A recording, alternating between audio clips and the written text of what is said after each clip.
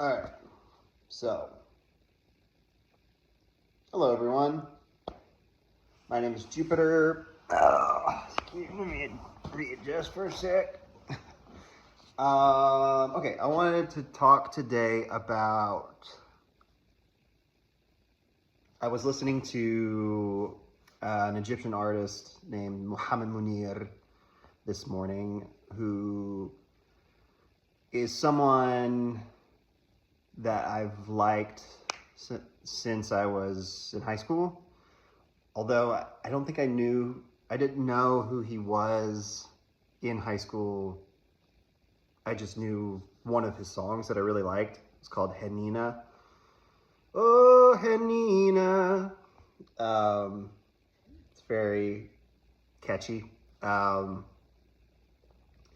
that kind of inspired me to want to share about how I first got into listening to Arabic music. I would like to share my love and fascination with all kinds of Middle Eastern and North African music. But for the purposes of this particular video, I'm going to stick with Arabic. So when I was in high school, I was learning French. Kind of slowly through French class, I first got introduced to the idea of, due to French colonial history, this concept of the Maghreb, in Arabic, the Maghreb. And I was originally taught they were the countries in North Africa that were colonized by France. So Algeria, Tunisia, Morocco, and sort of Mauritania, but we didn't really talk about Mauritania. I didn't know what Mauritania was until I was an adult. But technically was also had some French colonial influence, just not as extreme as Algeria, obviously. It took me until actually living in the Maghreb, in the Maghreb, to realize that term, from an Arab or Arabic-speaking North African perspective, the Maghreb is just the western, because it literally means west, the western part of the sort of Arab world. And I don't exactly know why, but it starts with Libya and goes, if you're going east to west, it starts with Libya and goes to Mauritania, Western Sahara in the west. They tend to not include Egypt as Maghreb. When I was living in Tunisia, I remember asking one of my Arabic tutors, is Egypt not North African? And his response was yeah, geographically, yes, but culturally, it's considered Middle Eastern. Sharq al-Awsat. I thought that, I didn't really know there was that sort of distinct of a split. I'm gonna stop there because I'm gonna get into the weeds of the semantics of what constitutes different Arab regions. So through French and through Maghrebi history, slowly got into Middle Eastern music, although I was particularly drawn to Egyptian music, partially because it's by far the most prolific, I guess, producers of music in the Arab world besides Lebanon. The Lebanon and Egypt are like the two big musical hubs, but they also have their own, and I'm talking kind of like pop, big, well-known pop music. But Egypt and Lebanon both also have their sort of own distinct sounds to it that I believe are influenced by Egyptian and to a lesser extent North African influence, whereas Lebanese is more Levantine influenced. Different sort of folk, cultural, musical influences that didn't get carried over into Arabic pop music. And so I got really interested in particularly like Arabic music in general, particularly Egyptian Arabic music in high school. And besides French class, another sort of influence of that was I started going to this restaurant in Brentwood, just called the Mediterranean Cuisine. And I started going there a lot because it was really close to the YMCA, where I worked as a swim coach during the summer, somewhat during the school year too, but more so in the summer. And so like we would coach, and then I would also swim in the mornings, and then would go to eat somewhere after practice. Mediterranean Cuisine was a really popular place. And a lot of my friends also went there. It was just when I started going there, I couldn't help but want to start to get to know the guys working there, and just like asking them how to say certain things in Egyptian Arabic. And so technically Egyptian Arabic is my first linguistic exposure to one of the Arabic languages, before I then sort of would later transition into North Tunisian and then Levantine much later. Most of the guys that worked there, if not all of them at the time, were Coptic Egyptian, so like traditional Coptic Orthodox Christians from Egypt. And so I learned a lot of the sort of basic phrases like Ahlan, Ezayik, Alhamdulillah. I'm trying to remember. Oh, like I would just say like, oh, Ana Ais, like I want shawarma. You know, I don't think I knew. I don't think I could never remember how to say chicken, dajej, but I didn't really know that until later.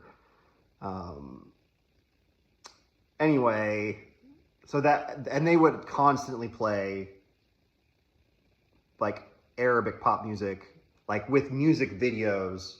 It was like a specific Arabic music video channel on their main TV, and the music sort of surrounded the whole restaurant. I think it got on a lot of my friends and family's nerves somewhat, which is kind of a bummer actually. But I always loved it. And so I got just kind of really obsessed with it. So then I think initially through McKay's, if people in the Nashville well, really Tennessee, because there's locations in Knoxville, Nashville, and Chattanooga, used bookstore chain called McKay's, where you can come and trade books and CDs and kind of a bunch of other stuff. I started finding these albums by a world music production company called Putumayo. And I'm sure every millennial is like, oh yeah, I remember. I don't know, maybe not, but that's how I feel sometimes about it now. Putumayo was this sort of endeavor to introduce a lot of different types of international music to Western American audiences. And the typical sort of format that they would do is like whatever either country or region or genre that particular album was focusing on, they would select a bunch of different artists who represented or reflected what an example of this kind of music was. So the first two, I think technically, I'm trying to remember, I'm pretty sure in order, it was Arabic Groove, like Putumayo presents Arabic Groove, and then North African Groove. I think that was technically the order that I got them in, but it was also just like kind of one after the other. And the fun thing about McKay's is that you kind of just sometimes stumble upon, like there was a world music section that I was looking through, but I wasn't I didn't know for sure if I was going to find these particular albums. But I did, and I listened to a lot of them. I got really into, as a result of that, Amr Diab specifically, who's like a huge international Arabic pop superstar. But I didn't really I didn't know that at the time.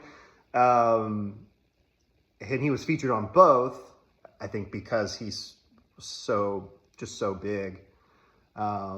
If any of you have ever heard the song, that's like, Habibi ya Nur al-Ain, Habibi, Habibi, Habibi ya Nur al-Ain. That's him. And then, so yeah, it just kind of kept sort of snowballing, language, cool, music, cool, more music and language, da-da-da-da-da. And so that carried into throughout high school. My senior year, I got a third Arabic specific Putumayo CD, because I got other Putumayo CDs for other regions and stuff. But the third Arabic specific one was Acoustic Arabia. And that one was really cool because it showed a lot more sort of North African Francophone influenced music specifically. And as a French, I was in AP French at the time, and so that felt like that got my sort of intellectual gears turning. Because I had heard about certain dialects of Arabic that incorporated a lot of French, but I hadn't heard, I actually heard it until I got that particular album. Through college, my sort of cultural focus shifted to China. I was pretty obsessed with China. Starting senior year of high school into most of my undergrad. And it wasn't until I started working for Wycliffe, that I got more interested in, sort of shifted back to Middle East, North Africa, ended up moving to North Africa, was, and that's where I had already some like a limited exposure to other forms of Arabic, but Tunisia was where I started building a really sort of deep foundation in Tunisian Arabic, but just really in my first Semitic language. I had studied some Hebrew before that, but not as intense. Like, it was the most intensive study of a Semitic language that I had done thus far. And ironically, I don't know if it's ironic, but strangely, in that process, my musical taste, in terms of Arabic music specifically, shifted to further east than where I was living, particularly Iraq and the Gulf Arab states.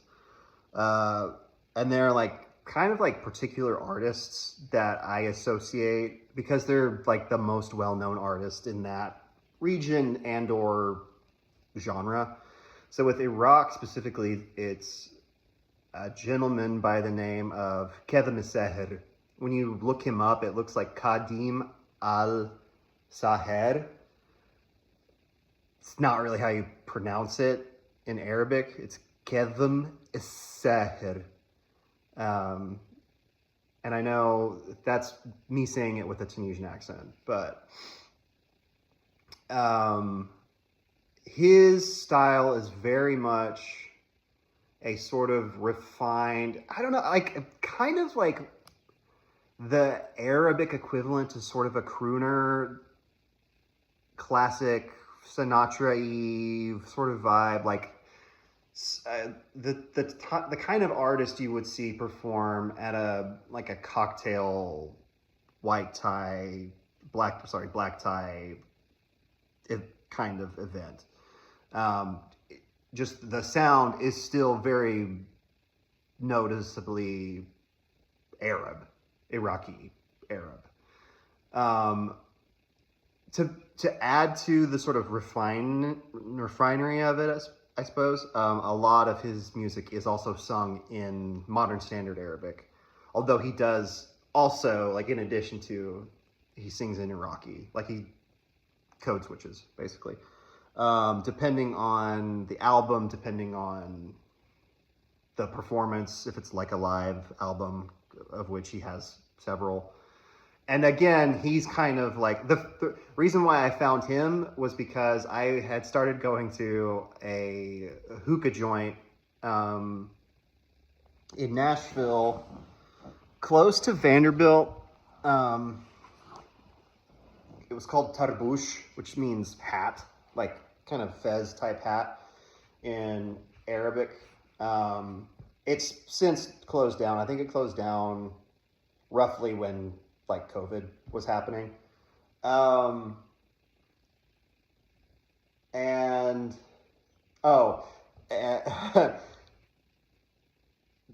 They would play Arab TV, not just music, a lot of music videos again, but also just like kind of like something you would typically watch, like a channel that you would watch if you were living in like Jordan or Palestine, because it was pretty Levantine heavy, honestly mostly Palestinian.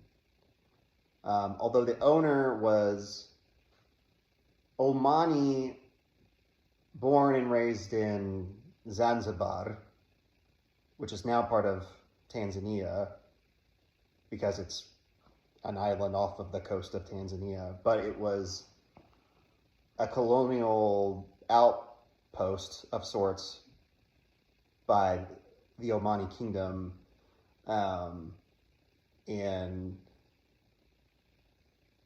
the early 20th century, early to mid 20th century. And I think, if I remember correctly, that's also where Freddie Mercury's family is from. Even though they're Parsi, so like Zoroastrians of Indian descent, but I think their family was living in Zanzibar before they moved to England. And I don't remember if he was born in Zanzibar or in Britain, but anyway, that's another tangent, I guess. So they would play The Voice, I think it was called The Voice Arab. So like rather than, because there's like, a lot of countries will do like the voice of that specific country. Like I used to follow a guy on Instagram who was, I don't know if he was the winner, but he was like up maybe first or second place in The Voice South Africa. He was like an Afrikaans dude.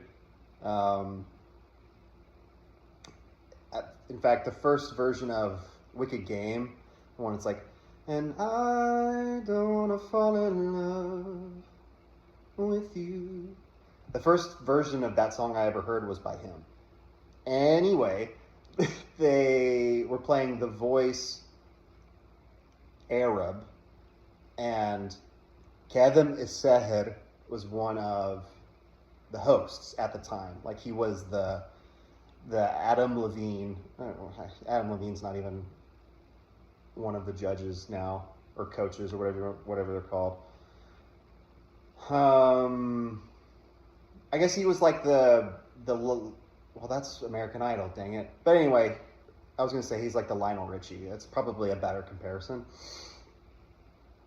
But I just remember at the time being like, who is that? I think I probably said Minda in Egyptian at the time, because that was all I knew how to say.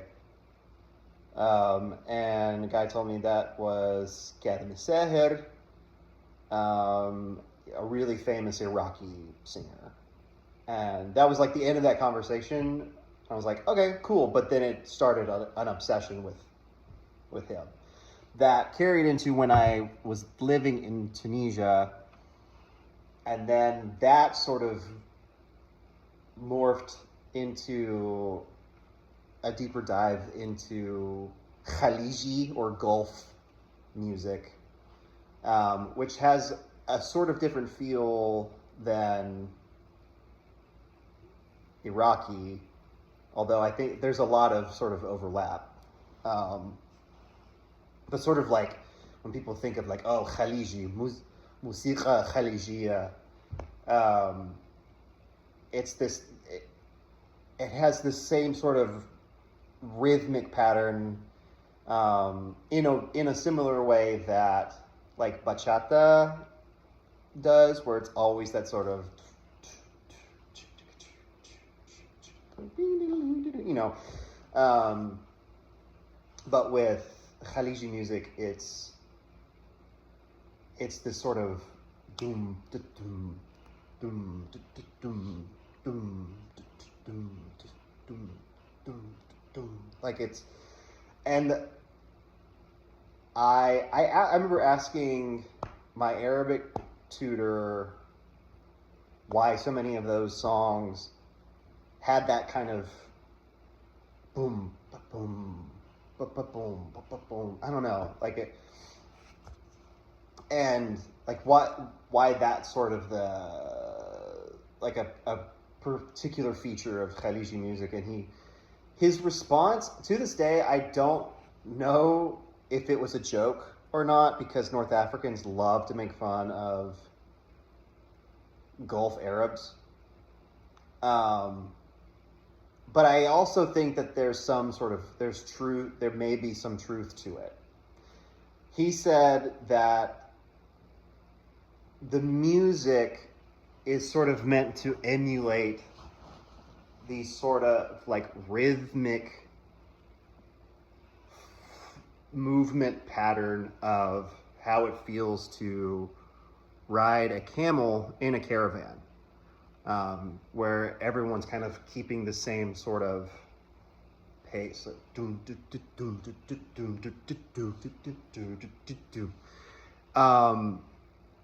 And again, he may have been joking because it's like, oh, well, it's camel music. Like, not very nice or appropriate. But I honestly just couldn't tell. I couldn't read if he was being genuine or not. But it's honestly an easy way to describe how it sounds. So there's like a lot of percussion involved. And it is almost always done in some variation of Gulf Arabic, which is a pretty gnarly dialect, like phonetically. It's one that I really enjoy. I don't really understand well, but I really enjoy listening to, because it is very, for people who have any experience with Arabic, it's very like ayni. Like all forms of Arabic, or at most, I guess, forms of Arabic have the ayn in some sort of capacity that is used in a lot of words. The phonetic term is a voiced pharyngeal fricative, I think. So like and Arabi, for example, Arabic.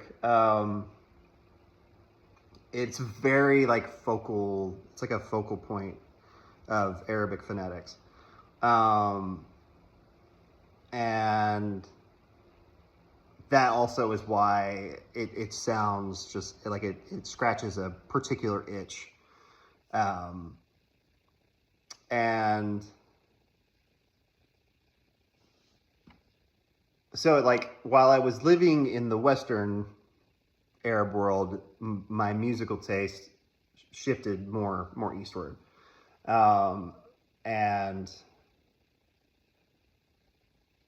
I now, like, that's sort of where my intellectual interests are, with like not the Gulf so much, but definitely the Levant and Iraq. The sort of people like the sort of Fertile Crescent area. And yeah, so like it's been a lot of fun. It's like a fun sort of journey of exploring and listening to these different artists. And I might just go ahead and name off a few as a way to sort of close it out. The first guy that I mentioned, Mohamed Mounir, Egyptian, and in fact still sings a lot, if not most of his songs in Egyptian Arabic, but also sings in Nubian, which is a completely different language, like completely different language family, spoken in the south of Egypt, and I think maybe the north of Sudan, but don't quote me on that. Definitely southern Egypt, though.